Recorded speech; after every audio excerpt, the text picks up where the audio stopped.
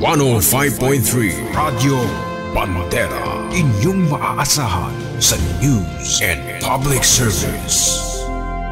Ito ang bagong radyo ng sambayanang Pilipino. Radyo Bandera. Tahanan ng mga balitang totoo, musikang bago at may serbisyo publikong taos sa puso. 105.3 Radyo Bandera. Iwawagayway ang bandera ng balayang pamamahayag. Oras Pilipinas, ganap na pong alas 8:30 ng umaga.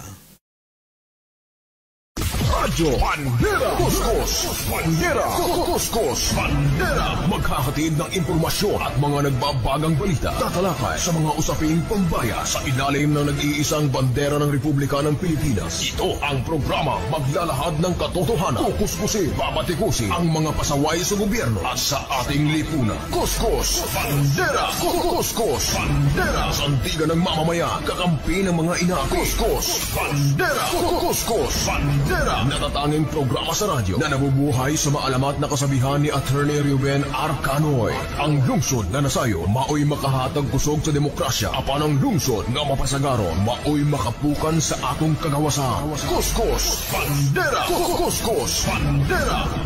At ngayon, narito ang inyong anchorman.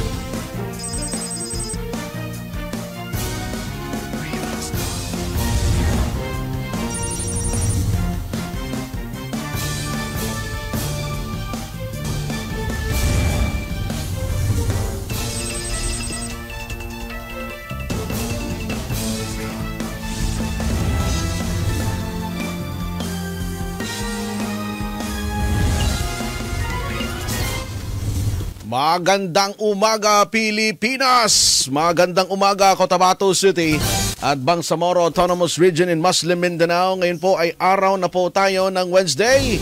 Araw na po ng Miyerkules, ika-26 na po sa buwan ng Pebrero 2025. Muling sumasa inyo ang mga balita mula ho dito sa Cotabato City, Maguindanao, di pa pang bahagi ng Central Mindanao. Ihahatid po namin ang live mula dito sa Bandera News Center sa lungsod ng Cotabato.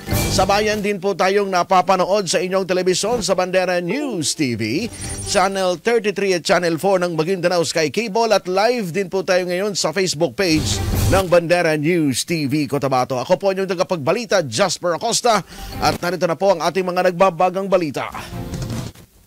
Kuskus. Ang ating pangunahing paksa sa araw na ito ay walang iba pa kundi itong mainit-init pa na naganap na shooting incident kahapon ng hapon dito ho sa Cotabato City. Ang ating tinutukoy po dito ay itong pagbaril patay kay Engineer Israel Angas. Diyan po yan sa may kanto Nayon Sarip sa may Barangay Rosary Street sa Cotabato City, kung saan napatay ang engineer na ito ay pagbabarilin habang minamaneo ang kanyang sasakyan. Agad na dinala ang biktima sa pagabutan, ngunit idineklarang dead on arrival. Ayon sa mga naksaksi at ang kuha ng CCTV footage, mabilis na tumakas ang mga suspect matapos ang pamamaril. Lumalabas sa investigasyon na pauwi na sana ng kanilang bahay si Engineer Israel Angas sakay ng kulay puti na Fortuner na mayroong plate number na NAU 8252 nang salubungin ito ng riding in tandem suspect at pinagbabaril. Na-recover sa crime scene ang 12 na basyo ng bala mula sa 45 caliber pistol. Patuloy sa ngayon na iniimbestigahan ng otoridad kung sino yung mga suspect na sinasabing nakasakay sa dalawang motorsiklo. Hindi lang po isang motorsiklo itong riding in tandem suspect, kundi dalawa, no? At patuloy na ngayon na inaalam ng mga otoridad ang pagkakakilanlan nitong mga salarin. 3 ang nasisilip na anggulo ng Cotabato City PNP sa posibleng motibo ng pagpatay kay Engineer Angas. Ito ay posible sa kanilang pamilya, sa pamilya nila. At pangalawa, itong sinasabing posible na may kaugnayan sa utang. At pangatlo, ay posible rin din umano na mistaken identity. Nakapanayan po ng Bandera News ang hepe ng Cotabato City Police Office, Police Colonel Jibin Bongkayaw, upang ibahagi sa atin kung paano po sila nag-came up ng ganitong mga anggulo sa posibleng motibo ng pagpatay kay engineer. At sinasabi na hindi raw taga rito sa Cotabato City yung mga taong bumaril dahil wala nakakilala sa kanila, dahil kalat na rin ho sa social media itong CCTV footage at kalat na rin yung litrato, yung larawan ng suspect na isa sa mga suspect sa na taong bumaril kay Engineer Angas. Narito ang pahayag ni Police Colonel Jibin Bongkayaw.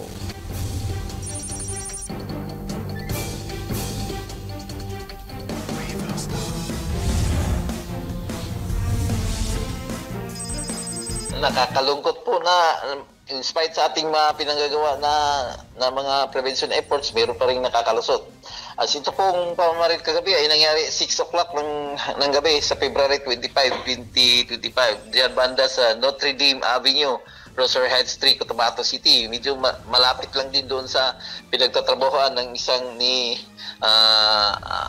Israel Abbas Angas. Ito po ay civil engineering teacher ng NDU.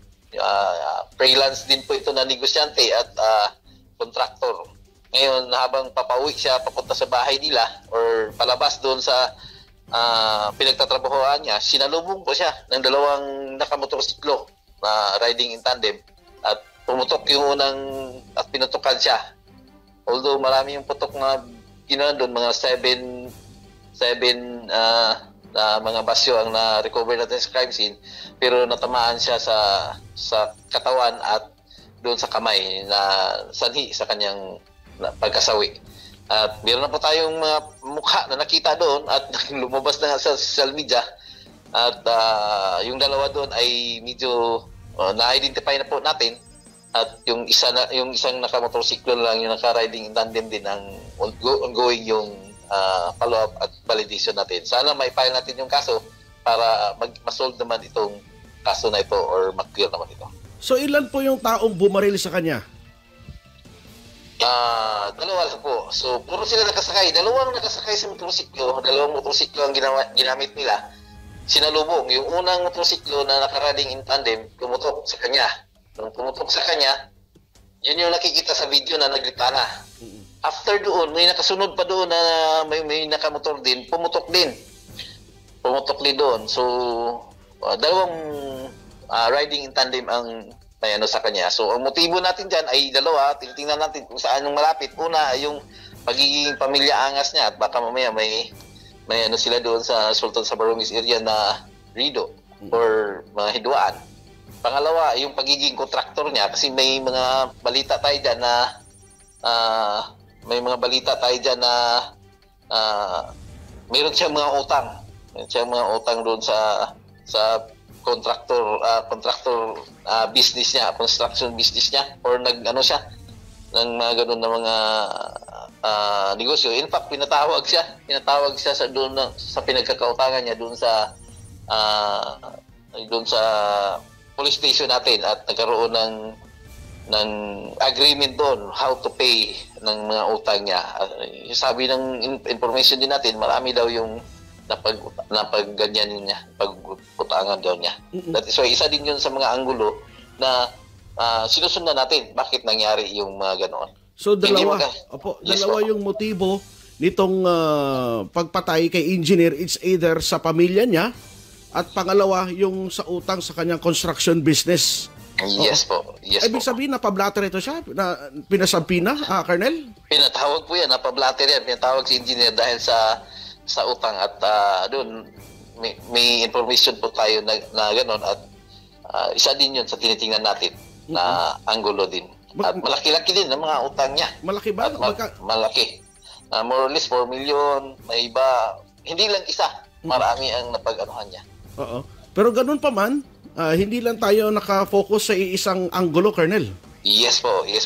Marami pa rin anggulo na tinitingnan natin at yun din ang isa sa mga dalawa na nakikita natin based doon sa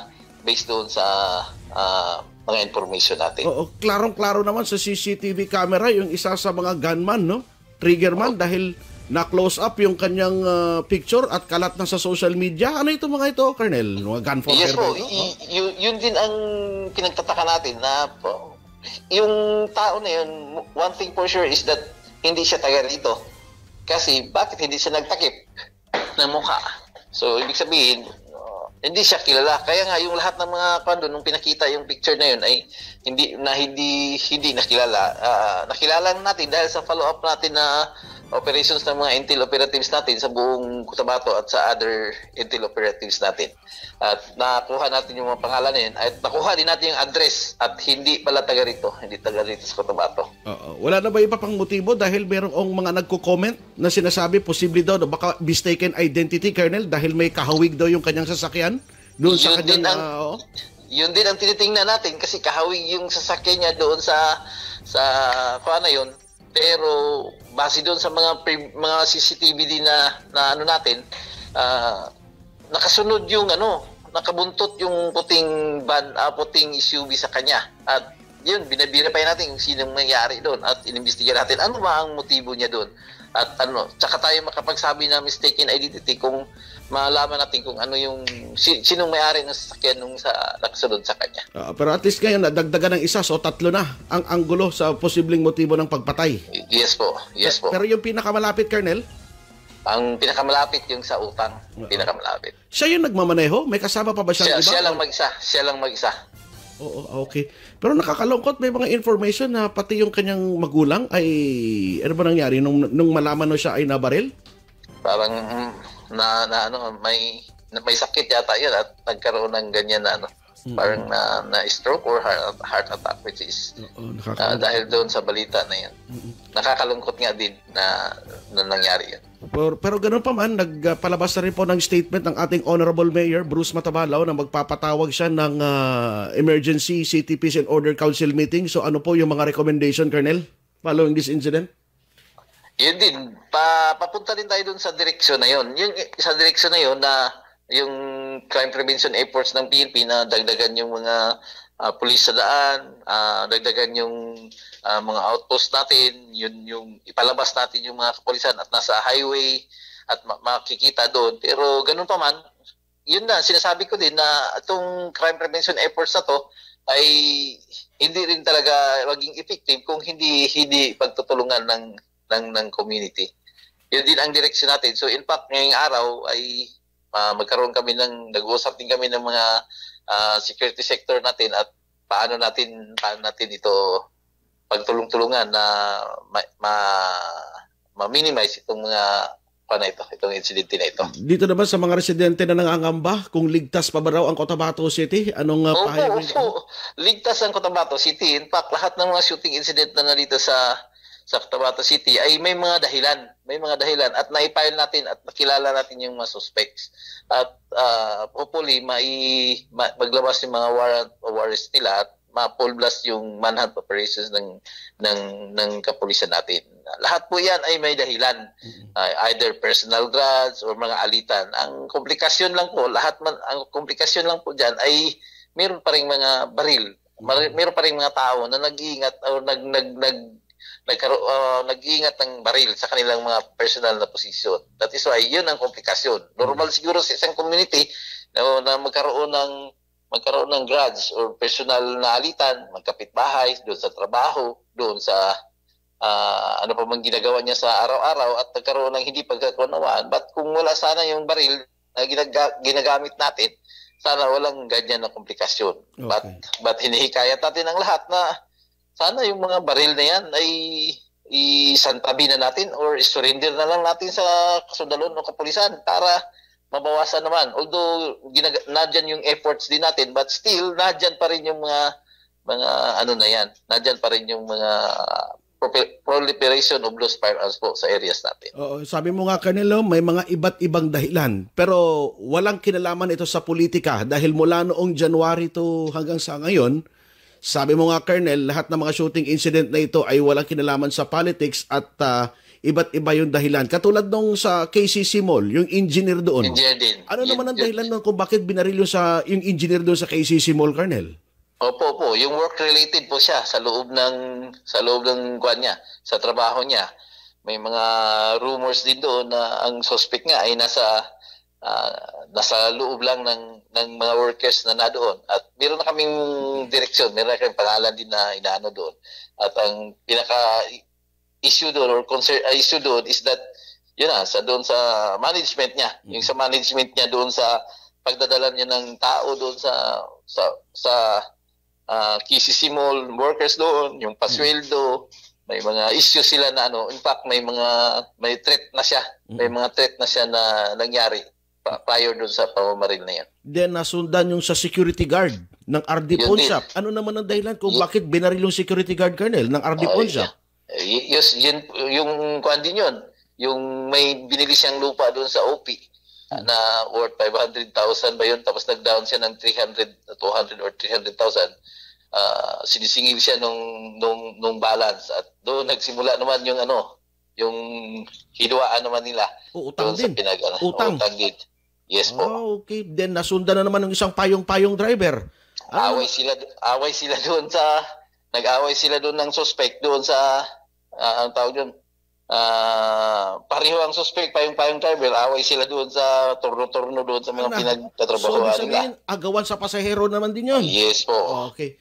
So, at least nakikita kagad natin yung mga posibleng anggulo kung bakit nagkakaroon ng mga shooting incident is either work-related, meron namang utang, at ito agawan sa pasahero yung payong. So, mga ganito yung mga anggulo, Colonel. Yes po. Ang komplikasyon nga lang, yung may mga baril talaga na dito. At yung may mga iba din na yung sinasabi ko na may mga ibang grupo din na mga nakokomisyon para dyan. Opo. Okay. So, Colonel, ang mensahe sa ating mga kababayan, go ahead. Opo. Ang mensahe natin sa kababayan natin sa Cotabato City constituents, pati yung sa mga adjacent place na huwag kayong mangamba. As long as wala kayong personal grudge, wala kayong kaaway sa trabaho niyo siguro hindi natin dapat ipangamba yan kasi hindi po iyan yung yan po ang mga dahilan ng mga shooting incident sa Cotabato City. Kung wala kang mga ganyan na or personal grudge or mga sitwasyon sa buhay mo na ganyan, wala kang dapat ipangamba kasi hindi ka man din siguro hindi ito at random na pamamaril lamang sa kagustuhan ng iba. May dahilan po ito. Ngayon, kung walang dahilan, bakit tayo mangamba? Bagkos, tulong-tulong lang tayo. Magbigay kayo ng impormasyon doon sa mga tao na may mga baril, nag-iingat ng baril, mga gun for hire o mga ganon. Para nang sa gayon, ay yan ang tutukan natin na ma-minimize natin. At kasi yun yung komplikasyon. Yun yung komplikasyon doon sa mga insidente na yun. Normal na meron tayong hidwaan, meron tayong grudge personal kasi tao tayo, social being po tayo ay nakihalubilo sa tao pero sana walang barilan na mangyari. Okay. Colonel, maraming salamat po at more power sa Cotabato City Police Office. Thank you po at good morning, Colonel. Yes po, good morning po. Mag-ingat tayong lahat. Good morning po sa atin at mabuhay. May God bless us all.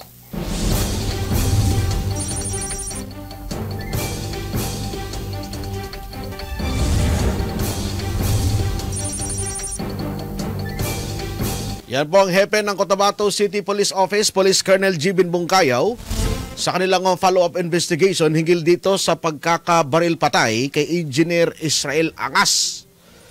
Nang binaril dito kahapon sa may bahagi ng Barangay Ross Ridge Street sa Cotabato City, kung saan tatlo ang tinitingnang anggulo sa motibo ng krimen. It's either sa kanilang pamilya Angas, it's either sa sinasabing posible utang, at pangatlo, posible rin anya na mistaken identity. At meron na pong person of interest dahil nahagip ng CCTV camera yung taong bumaril kay Engineer Angas. 2 motorsiklo pala yun. No? Ibig sabihin, 2 riding in tandem suspect na nakasakay sa 2 motorsiklo. Yung una, binaril at yung pinagbabaril yung sasakyan at meron pa palang pangalawa. Ibig sabihin, Rick, yung mga suspect na ito, talagang target yung driver, yung nagmamaneho ng sasakyan. Dahil napuruan 12 basyo ng bala yung na-recover doon sa pinangyarihan ng krimen. At sabi ni Colonel Bungkayaw, posible daw na hindi taga Cotabato City yung taong pumatay kay Engineer Angas dahil hindi naman daw kilala ng mga residente roon. dahil kalat na rin ho sa Facebook yung CCTV footage at maging yung litrato nitong taong bumaril kay Engineer Angas at wala raw nakakilala sa kanya. Ang daming tao pa naman doon sa paligid, mabuti na lamang at hindi tinamaan ng stray bullet yung mga habal-habal driver doon. Ano? Dahil nakita natin na turnuhan pala ng motorsiklo doon kung saan naganap yung shooting incident at mabuti na lamang at hindi tumagos yung bala doon sa mga habal-habal driver na naghihintay ng mga pasahero. So, nakakalungkot yung pangyayari dahil ito na ata yung pang-7 o pang-8 na shooting incident mula buwan ng Enero hanggang Pebrero nitong taon sa Cotabato City. Pero yun, ayon nga kay Colonel Jimmy Bongkayaw, ligtas at safe pa naman ang Cotabato City anya dahil itong mga nagaganap na shooting incident sa nakalipas na 2 buwan, may iba't ibang kadahilanan. It's either work-related, it's either may kaugnayan sa utang, o personal yung dahilan. No? Walang kinalaman anya ito sa politika. Pero ganun pa man, ayon kay Colonel Jimmy Bongkayaw, magpapatupad pa rin ito, magre-recommend pa rin sa ipapatawag na City Peace and Order Council meeting na mas mabisang paraan kung paano anya na mas mapanatili ang seguridad at kaligtasan ng mga residente at maiwasan itong mga shooting incident. Sa kabilaan niya nitong paglalagay ng napakaraming outposts, dagdag pa naman ng police personnel outposts at ganoon din ang mga checkpoint, gun ban pa sa ngayon, nakakalusot pa rin itong mga ganitong insidente. Nakakalangkutan niya, no, sa kabila ng efforts ng City PNP ay meron pa rin nangyayari ng mga ganito. Pero ganoon pa man, hindi pa rin ho nagle-let down ang ating City PNP dahil on top of the situation pa rin ang ating mga authorities nang sa ganon, malabanan itong kriminalidad na nagaganap po dito sa ating kapaligiran. Kuskus Bandera. Kuskus Bandera.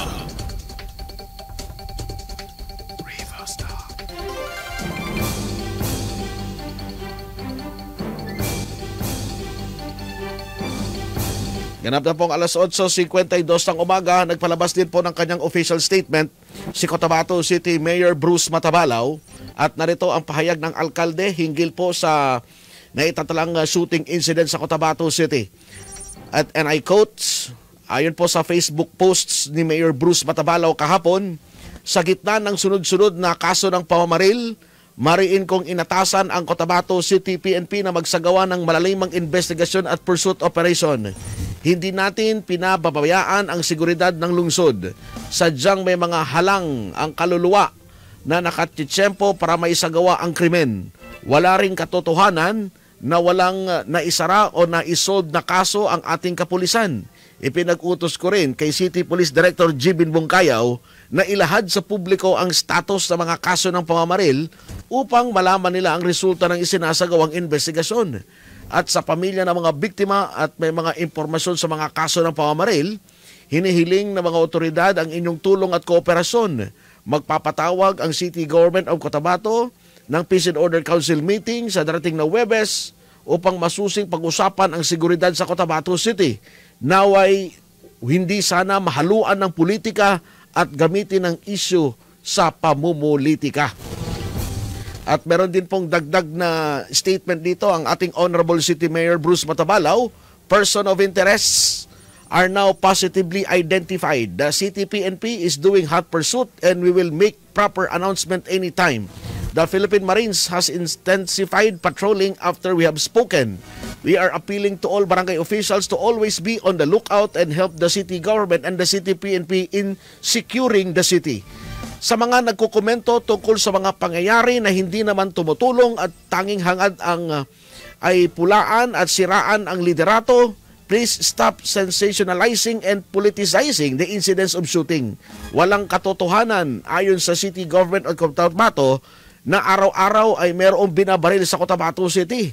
Wala ring katotohanan at walang ginagawa ang ating kapulisan. Lalong walang katotohanan ayon kay Mayor Bruce na hindi prioridad ng City Government ang peace and order. Be vigilant, Cotabateños. Let us unite to fight all forms of criminalities in the city. Yan ang official statement ni Cotabato City Mayor Bruce Matabalaw. Kuskus Bandera. Kuskus Bandera.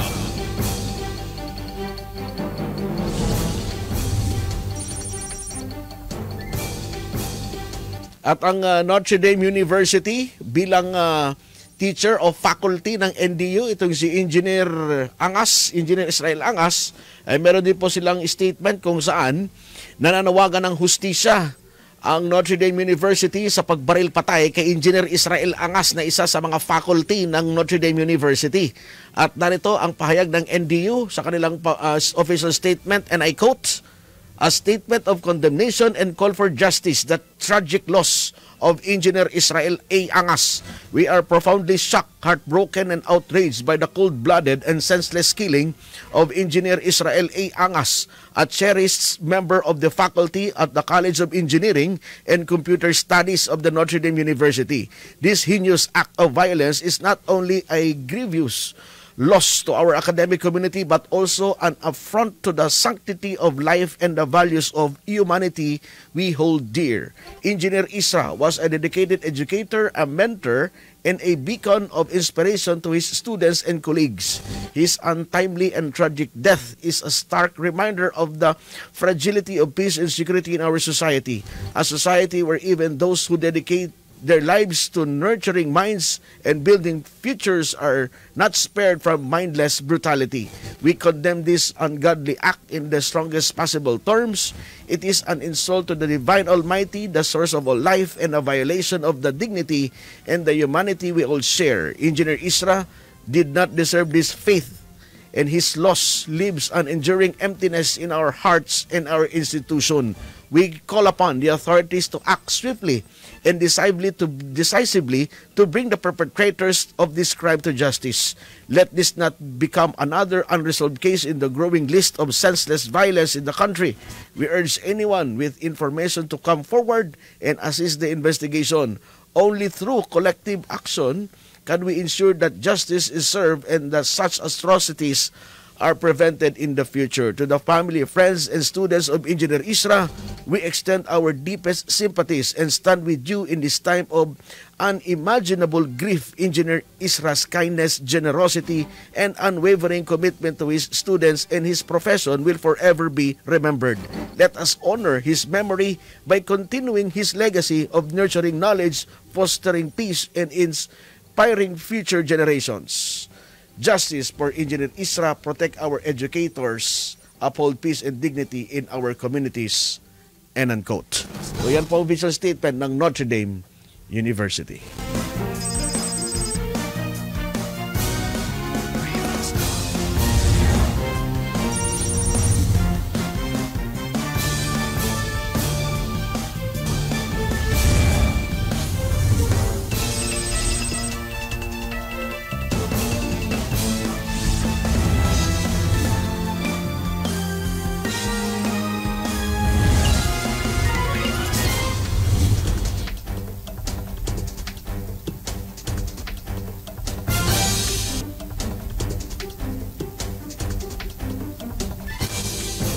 Ganap na pong alas 8:58 ng umaga.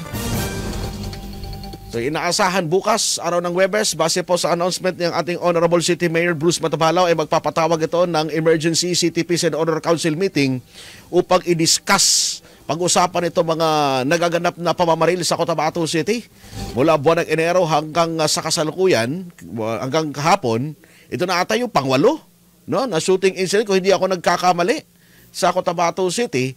At ilan sa mga anggulo na nakikita dito, it's either personal, may problema sa utang o work-related at iba pa. So ito ngayon ang nire-resolban ng ating kapulisan dahil sa kabila daw ng kanilang efforts na paglalagay ng mga kaliwat ng checkpoint, police outposts, nangyayari pa rin ito mga insidente ng pamamaril.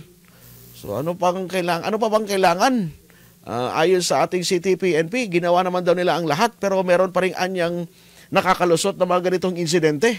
Ito yung hahanapan ngayon ng solusyon ng ating mga otoridad nang sa ganon ay matigil na ito mga ganitong uri ng krimen sa ating kapaligiran. Ganap na pong sakto alas 9 ng umaga. At dito po nagtatapos ang ating palatuntunan ngayong umaga po ng Wednesday. Nakaligtaan natin, Rick. Bukas, ang tabayanan po ang grand opening.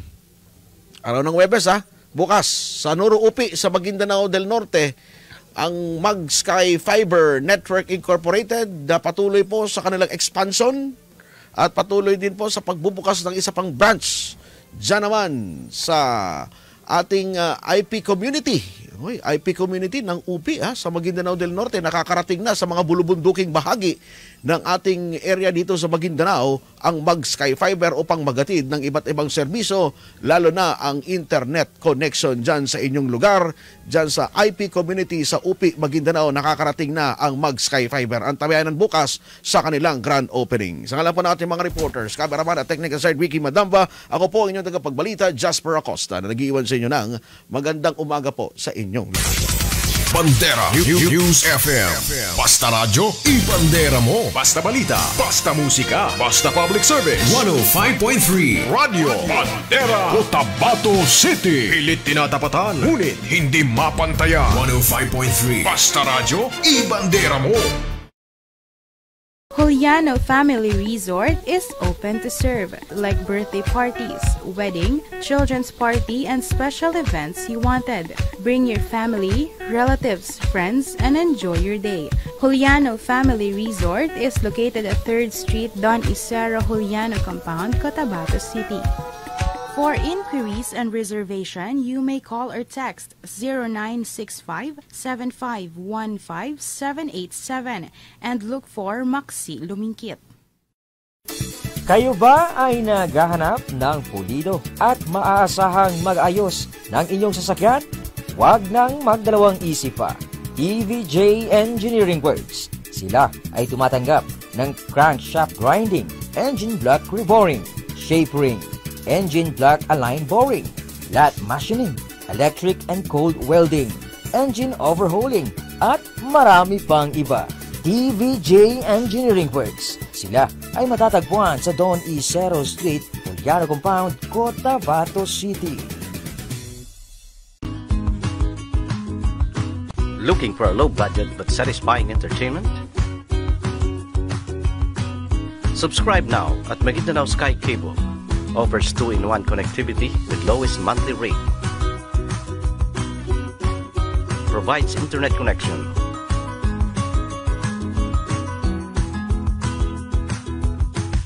With unlimited surfing and no data capping. Maguindanao Sky Cable also provides cable connection with many exciting channels to choose from. These are the easy steps to apply. All you have to do is fill out the application form, bring identification card in any proof of billing to avail the best offer ever. 400 pesos a month with 50 pesos discount for updated cable TV subscriber and 998 pesos for internet with pre-cable TV and unlimited surfing 24/7. Visit us at Maguindanao Sky Cable Office at Juliano Compound, Don Isero Street, Cotabato City, and Quezon Avenue. You may contact Cotabato City branch on their hotline numbers at 421-7084-86, or you may call or text at this globe number 0955-232-4871, or for smart users 0920-332-6846. And in Manga Street in front of 1404th RMFC Poblacion 1, Parang, Maguindanao.